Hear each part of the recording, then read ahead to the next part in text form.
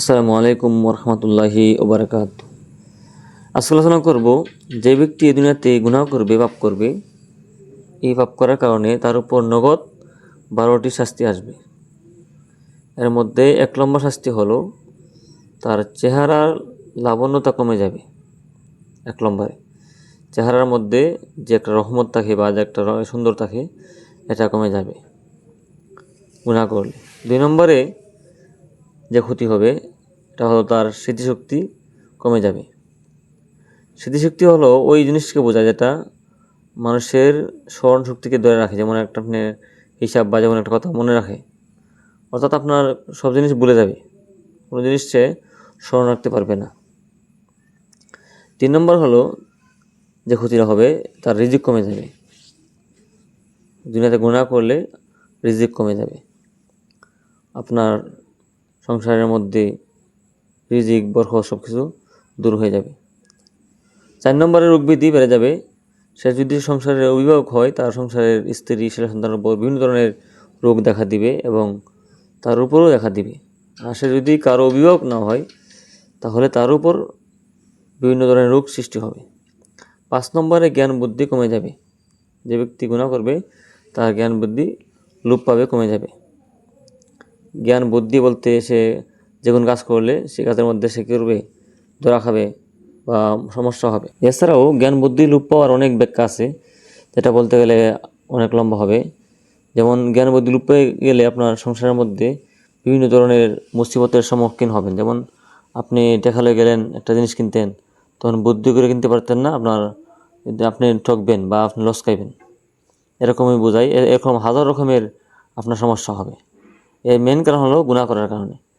6 নম্বর হলো হতাশা বেড়ে যাবে। হতাশা বেড়ে যাওয়ার অর্থ হলো যে আপনার সংসারের মধ্যে রোগ দেখা দিবে, আপনার যে বিভিন্ন ধরনের মুসিবত দেখা দিবে, রিজিক কমে যাবে, আর এর কারণে আপনার হতাশা বৃদ্ধি পাবে, ছেলে সন্তান কথা শুনবে না, বা আল্লাহ রাব্বুল আলামিনের পক্ষ থেকে এমন সব বিপদ আসবে যেটা হতাশা আপনার বাড়বে। এটার মেন কারণ হলো যে আপনার এই যে গুনাহ করার কারণে। গুনাহ কি? যেমন নামাজ না পড়া, আল্লাহ রাব্বুল আলামিনের হুকুম না মানা, রোজা না রাখা, যাকাত না দেওয়া।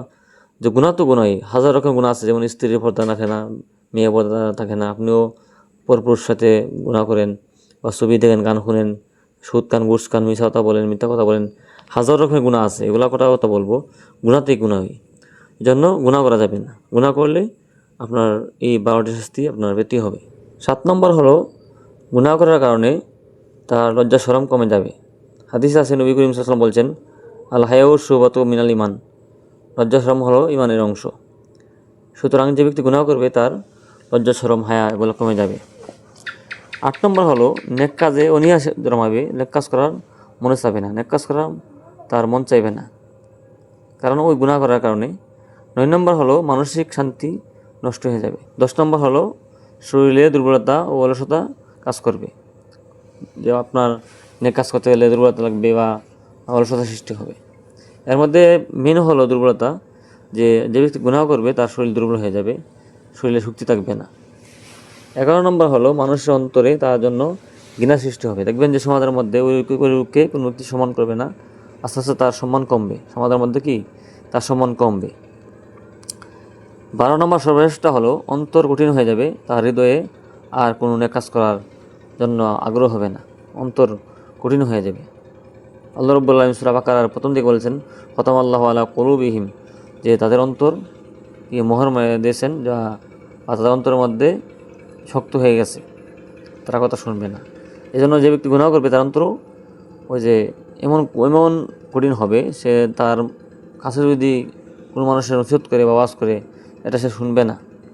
আর যে ব্যক্তির অন্তর কঠিন হয়ে যায়, আপনি তাকে যতই ওয়াজ করবেন, যতই ভালো কথা বলবেন, এই কথাটা তার কাছে ভালো লাগবে না, বা কারণ তার অন্তরে ঢুকবে না।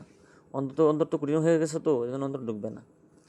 এই জন্য আমরা প্রত্যেকেই এই গুনাহ কাজ ছেড়ে দেবো, তাহলে আল্লাহ রাব্বুল আলামিন আমাদের সবাইকে এ সমস্ত গুনাহ থেকে, এ সমস্ত শাস্তি থেকে হেফাজত করবেন। এই ভিডিওটি শেয়ার করে দিবেন, শেয়ার করে সবাইকে জানার সুযোগ করে দিবেন।